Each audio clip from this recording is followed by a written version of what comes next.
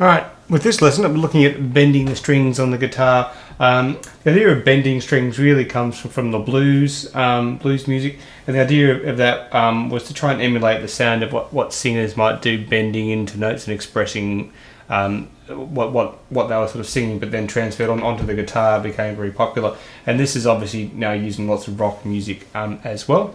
So mainly the note that is often bent in terms of the bent on the actual guitar itself is what's called the blue note, out of the blues scale, or the minor pentatonic scale, which is a pattern which you should learn if you don't know it already, which allows you to improvise quite well in sort of a blues and a rock context as well.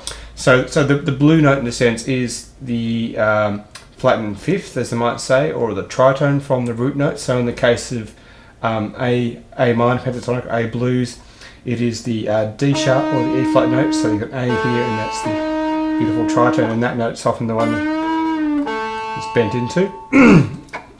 You get a very expressive sort of sound there.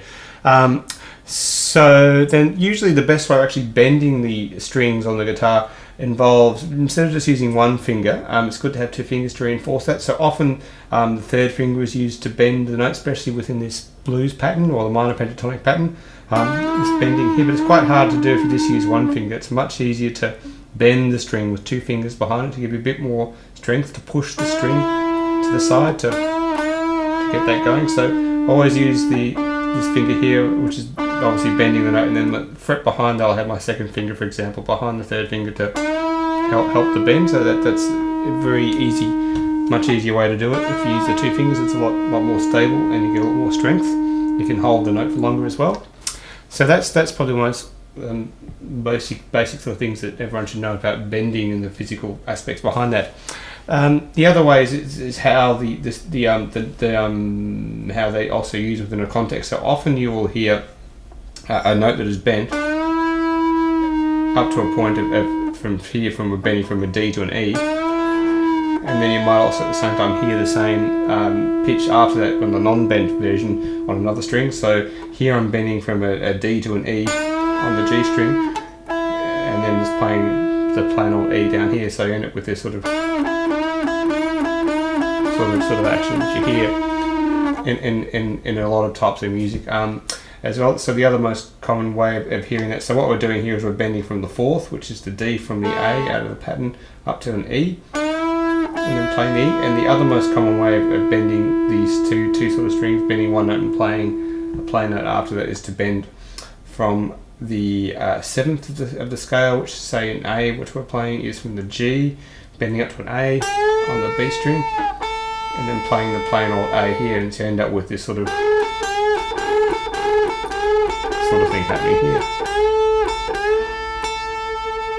as well. So that's used a lot in lots of rock music, lots of blues songs, of course, as well. In terms of, and the good thing about sort of bending in this sort of fashion, it helps to gives you a pitch to aim towards. So it can be a bit hard sometimes to how far to bend, but if you know that that's where you're aiming, oh, that's the note there, I'll play that note following that, and the same from down here.